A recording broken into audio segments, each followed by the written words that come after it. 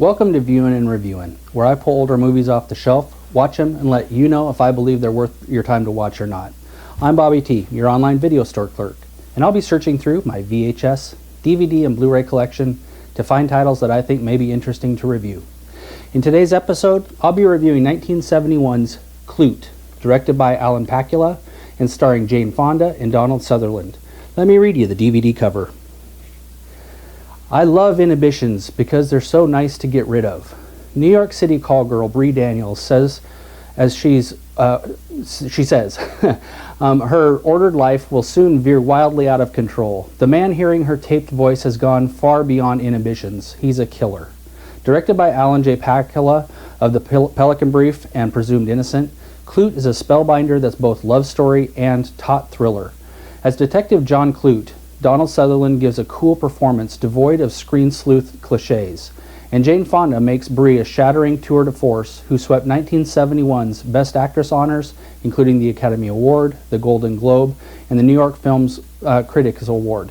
There isn't another young dramatic actress in American films who can touch her, Pauline Kael wrote. To followers of Fonda's remarkable career, there still isn't. Well, you know, this film is interesting to watch. I've seen it 3 times in my life, and every watch I came away with a different reaction. I first saw it in the early 1980s, and I promptly forgot it. I found the DVD about 3 years ago, and I watched it again, and this time I thought Jane Fonda was magnificent, but the DVD seemed awful dark on screen. And this week, I again thought Jane Fonda was a marvel, but I felt it was about 15 minutes too long. Now, I'm not going to sit here in 2022 and rip a 50-year-old film as too slow, since it was standard for the times. This film is a fascinating journey into the life of a New York prostitute and the fairly by-the-numbers detective hired to find a missing man who may be stalking our smart, inhibitionless, and ultimately flawed heroine before it's too late.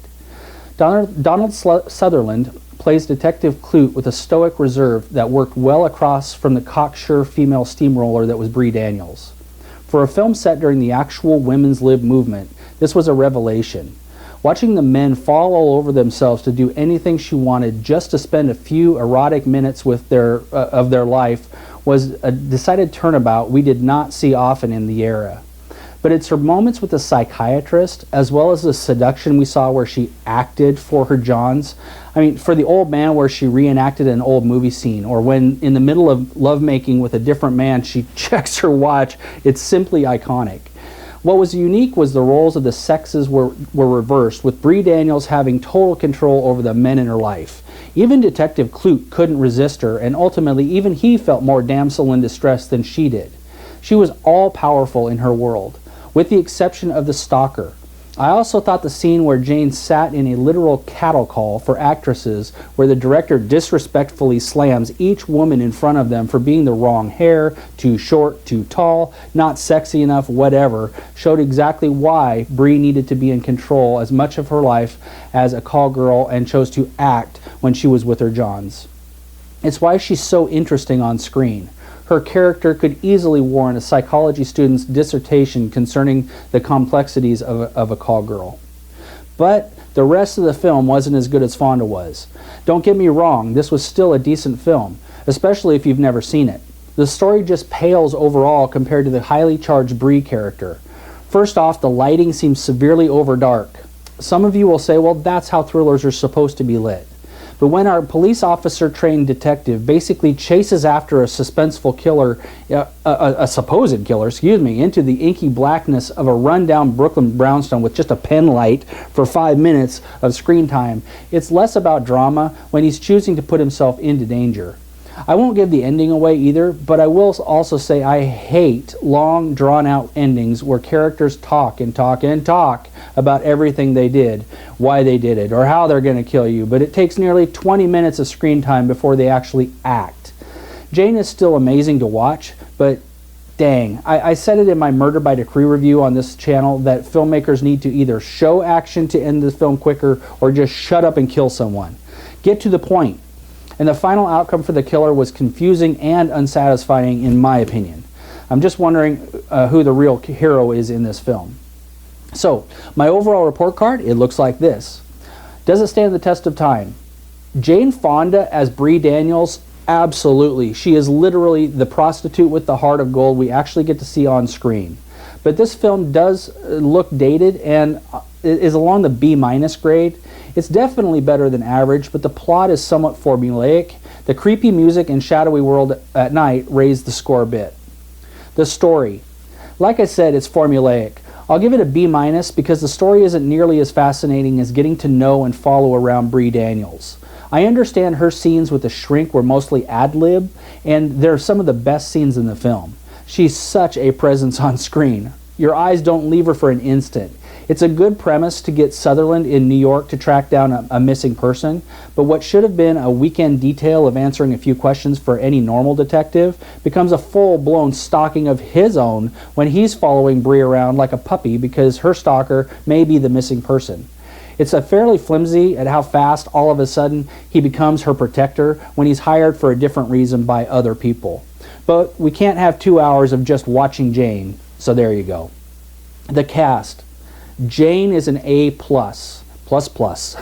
There are rare tour de force roles that define an actor or an actress. Peter O'Toole as Lawrence of Arabia, Orson Welles as Citizen Kane. Bree Daniels is Jane Fonda with that awesome shag haircut. The rest of the cast is fine.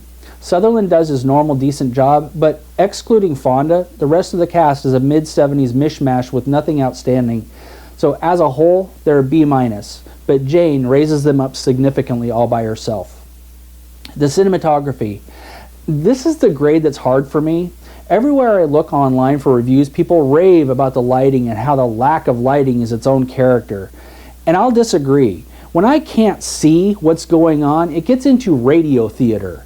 Now this isn't the Blair Witch Project, but that has a similar feel. I'll give it a B- because Klute is a thriller. It needs to be mysterious. But there are too many scenes where characters shut off lights willy-nilly. Case in point is a scene where Bree is left by herself in a giant warehouse where the entire crew disappears and kills all light at 5 o'clock like it was an air raid. Light and shadow is necessary for creating action, but it's also necessary for watching film. The music. You know, for a film that doesn't really have a soundtrack, the music was perfect. I'll give it an A-.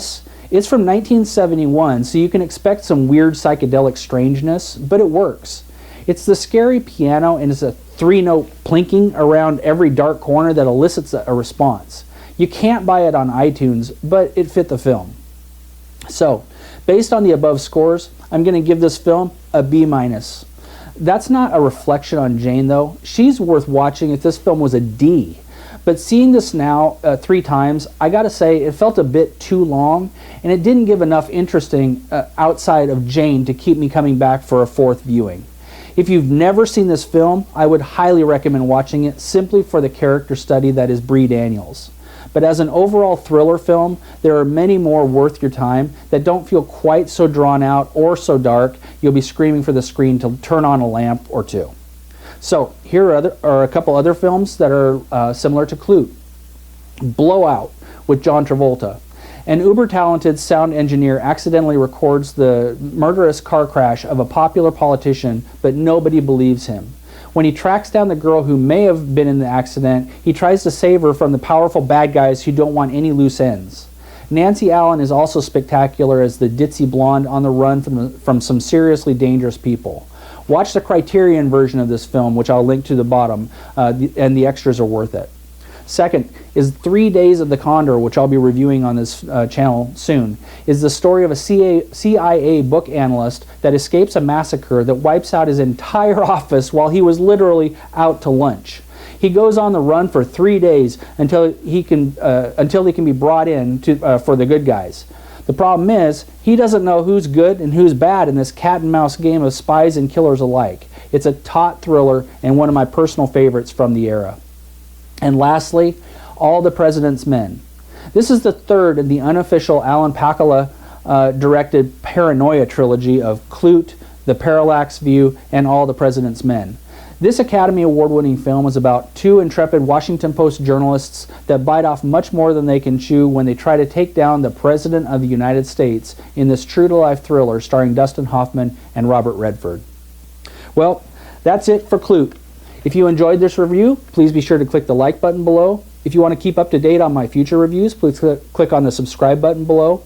If you want to purchase Klute on Criterion Blu-ray, or if you wish to purchase any of the other films I've mentioned earlier, please follow the Amazon links below. If you have any suggestions for movies you'd like me to review, please leave a comment below and I'll see what I can do. Thank you so much for watching. Until next time, be sure to help others in need because it's always the right thing to do. Have a great week.